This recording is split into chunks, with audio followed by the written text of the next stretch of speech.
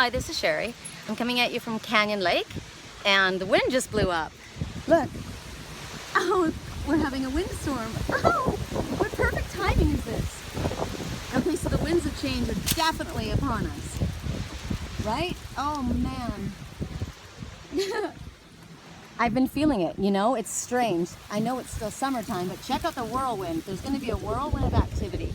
That's truly what the message has been saying, that there's shifts and changes that have already begun, and they're in full swing now, and things are starting to just totally spin. So hold on to your hats. I'm wearing mine because I'm going to be out in the water in a little bit. Okay, today we're going to be using, this is going to be a complicated reading because I'm a complicated kind of gal. And I'm going to be using, here, let's cover me up so I'm a little bit more decent. I don't want to offend anybody. Okay, so we're going to be using 4 different decks. I'm just going to grab them as they come. The Dragonfae Oracle is the first one. I guess this is the order we're going to do it in. The Fairy Oracle. Oracle of Shadows and Light. And the Mermaids. You know what? I guess we're doing it in backwards order because I'm taking it from the top. So the first message, and we have a red dragonfly, and I should have looked it up because I knew he would show up today. Dragonfly, they do say hold on to your dreams. There he is right there. Hold on to your dreams. Your dreams are viable.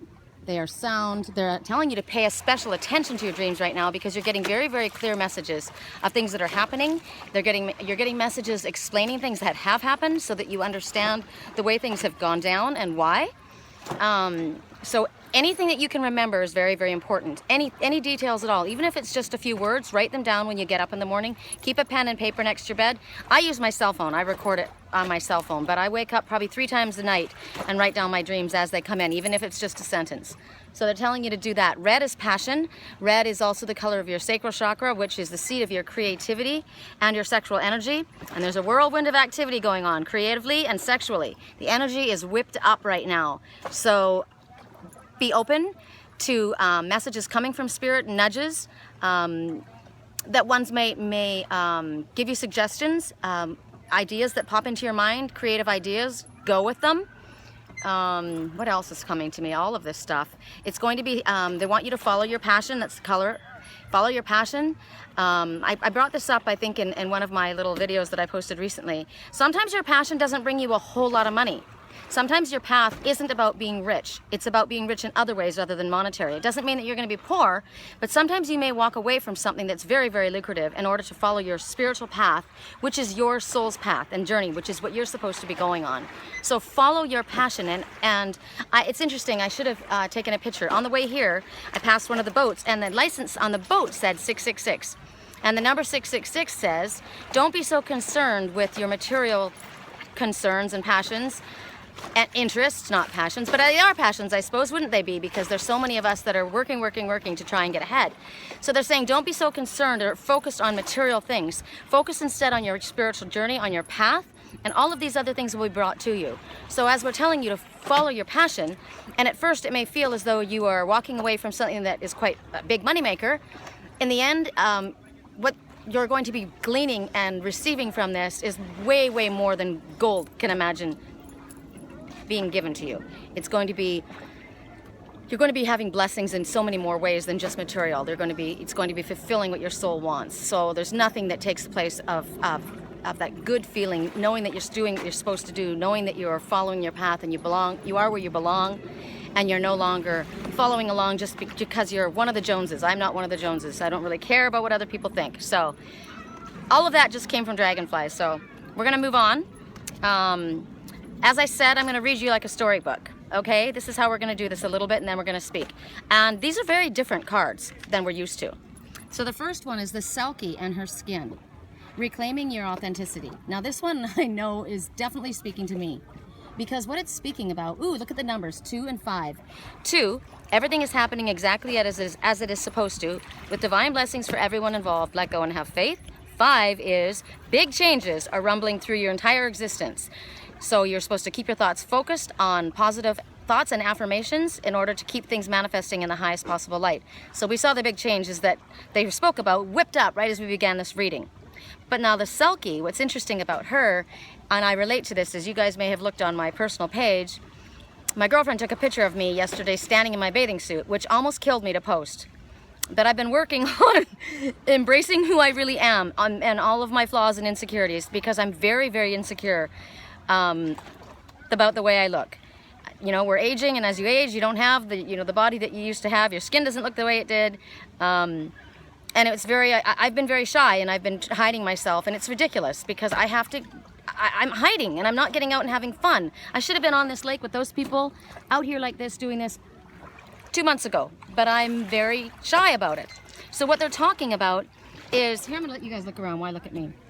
It's talking about all of you who have forgotten your own strength, your own freedom, your own who you are. It speaks of the divine feminine, the need for women to be free in choosing who to be with, free how they're raising their children, to be with their like ones, like as in females. It's talking about loving who you are, all of who you are, and accepting the divine that is inside of you, and seeing past your own personal imperfections.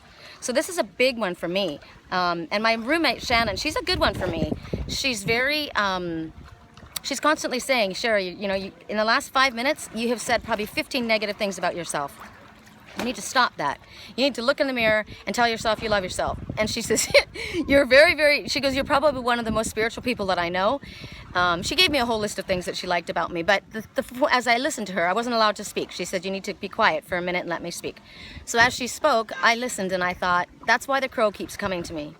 It's why the crow keeps screaming at me, because the crow says, walk your walk, talk your talk. So this is what I do. I tell you guys this all the time, and yet for myself, I don't practice it. It's very, very hard. I understand how very hard it is, especially for women. Whoops. Men, okay, that may be a no for men too, because we only see what we are, right? So as a woman, I'm thinking it's harder for us.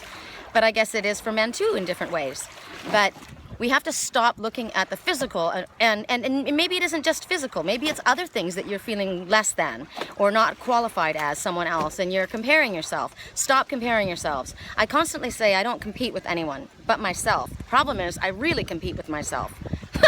So that's the first message from the Selkie. The next message about the Selkie is talking about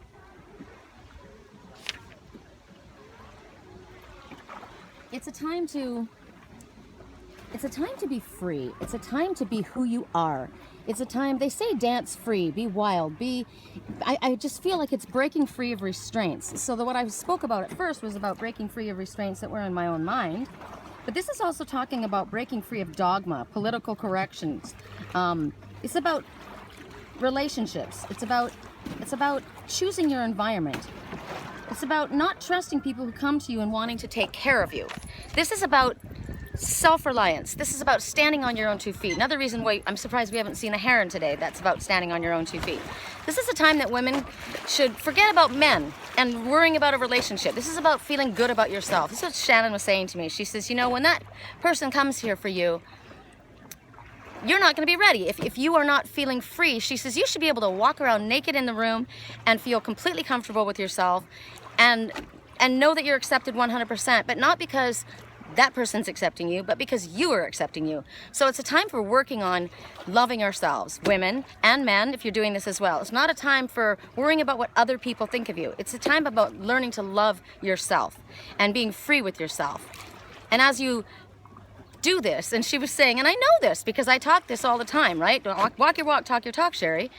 The more that you are embraced who you really are, the more comfortable you are and not worrying about what others think. Now, as far as my spiritual path and my spiritual work, I am very good at that. I have embraced fully who I am. I don't really care what anybody thinks of what I do and what I feel. This is my path. I'm very, very dedicated to it and devoted to it, and I trust it 100%. I know that I'm guided and protected. I know that we all are. I have no issue with that. My issue is the physical. So for someone else, it may be their spiritual choice.